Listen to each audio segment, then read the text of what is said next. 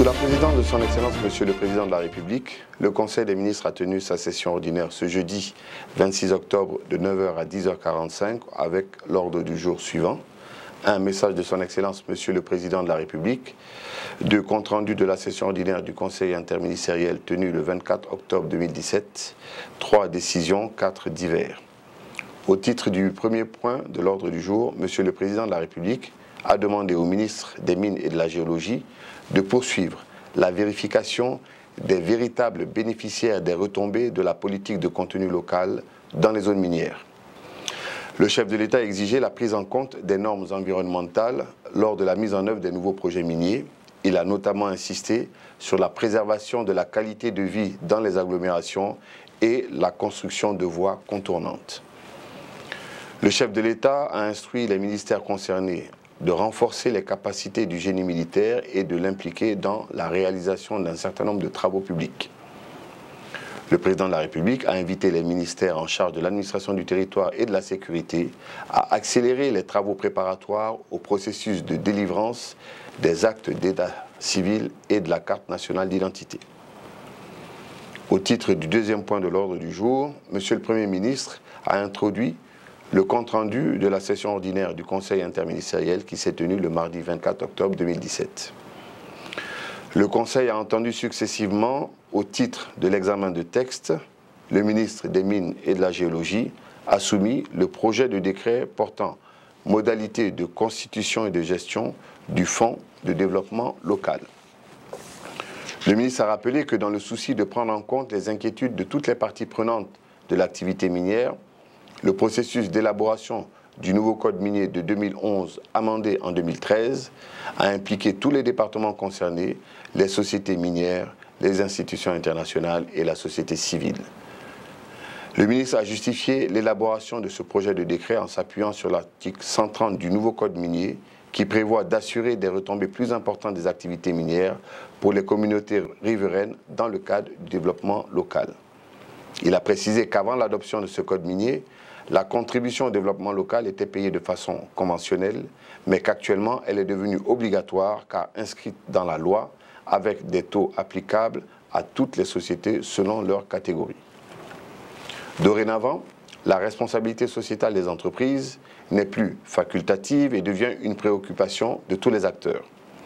Elle est donc la déclinaison à l'intention des entreprises du concept de développement durable qui intègre 3 aspects: social, environnemental et économique.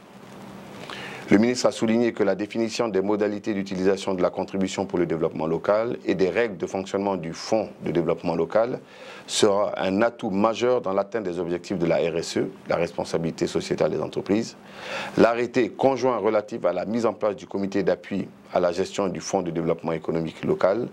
annoncé dans le projet de décret, a déjà prévu, entre autres, la composition du comité, une clé de répartition du fonds et un secrétariat permanent chargé d'accompagner le comité tout en respectant l'autonomie des collectivités locales dans l'élaboration des projets de développement local. Le ministre a sollicité l'appui du Conseil pour la signature du projet de décret,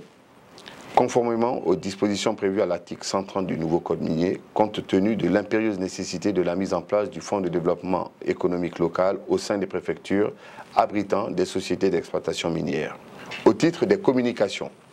le ministre des Mines, toujours,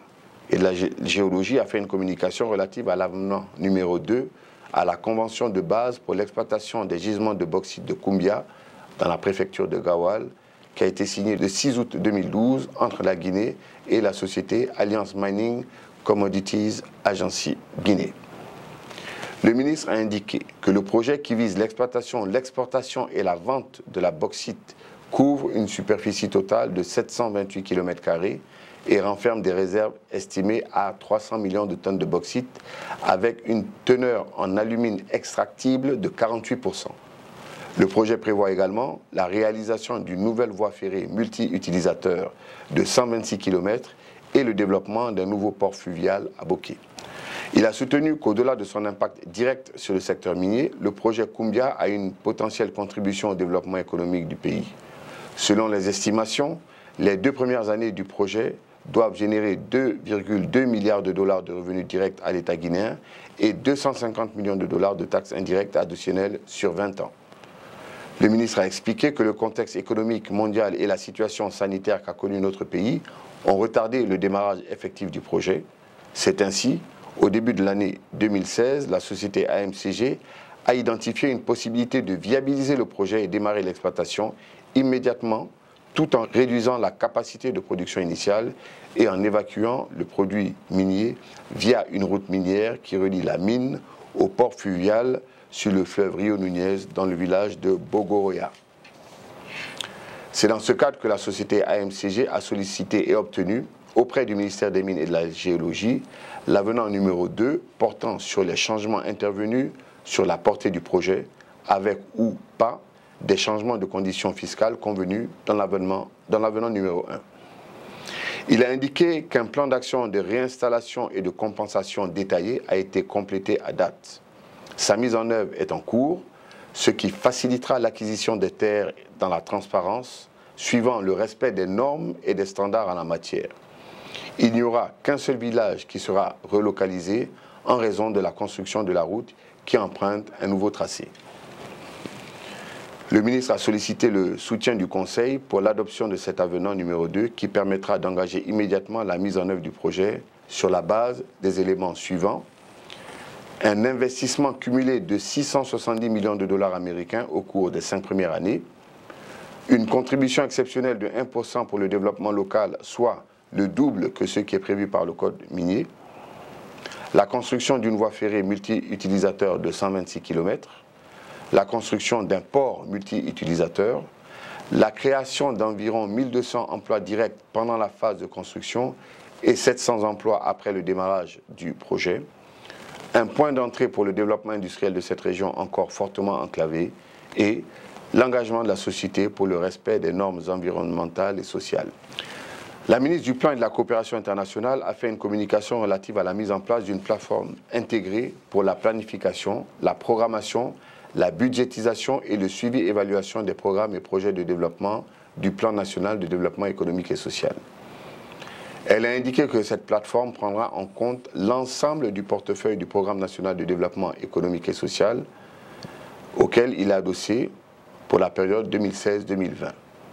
Il s'agit de partager avec les membres du gouvernement les objectifs de cette plateforme, sa pertinence, sa valeur pour la mise en œuvre du Plan national de développement économique et social ainsi que son état d'avancement. La ministre a informé que toutes les analyses diagnostiques effectuées dans le cadre du renforcement des capacités de la gouvernance économique convergent sur le fait que le système de planification, programmation et suivi-évaluation est confronté à d'énormes contraintes qui ont bloqué son fonctionnement depuis des années. Notamment, l'inexistence d'un cadre intégré d'information pour la programmation et le suivi-évaluation de la mise en œuvre des projets, et une déficience des capacités humaines tant au niveau central que déconcentré. La ministre a informé que face à cette situation, son département a sollicité au nom du gouvernement et a obtenu des partenaires techniques et financiers, notamment le PNUD et la BAD, la mise en place d'un outil informatique solide permettant de moderniser et de gérer de façon optimale et intégrée toute la chaîne PPP-BSE. Dans ce cadre, que le PNUD a recruté au terme d'un processus compétitif un cabinet d'études internationales pour la mise en place d'une plateforme intégrée. Cette plateforme permettra de répondre aux normes technologiques et scientifiques actuelles, de faciliter la production des rapports de performance des différents ministères, de contribuer à renforcer et à rendre transparent et cohérent le dialogue entre le gouvernement et les partenaires techniques et financiers dans le cadre de la mise en œuvre du Plan national de développement économique et social. La ministre a sollicité l'appui et le soutien de l'ensemble des départements pour garantir le succès de cette importante activité. Le ministre de l'Élevage et des Productions animales a fait une communication relative à la problématique de la présence massive de zébus en Guinée forestière. Il a informé que les troupeaux de zébus, conduits par des éleveurs fuyant les guerres en 2002 et 2010 dans les pays limitrophes, ont envahi presque toutes les préfectures de la Guinée forestière et rentrent progressivement en Haute-Guinée, engendrant des conflits intercommunautaires et des dégâts matériels importants. Leur effectif est estimé, suite à un dernier recensement en 2016, à 34 715 têtes de bovins. Le ministre a expliqué que les chefs des secteurs et des districts, ainsi que des notables, sont complices de l'arrivée massive et désordonnée des éleveurs étrangers de zébus. Par ailleurs, le centre forestier de Zérékoré, qui est censé jouer un rôle important dans la régénération de la forêt, a permis l'introduction depuis 2002 dans la forêt du Mont-Béraud et dans le pic de Fond de milliers de zébus. Le ministre a déploré que cette présence massive et incontrôlée de zébus dans la région forestière et la Haute-Guinée constitue une préoccupation majeure, tant pour la cohésion sociale que pour la préservation de l'environnement. Elle compromet également la préservation de la race Ndama dans la région de la Guinée forestière,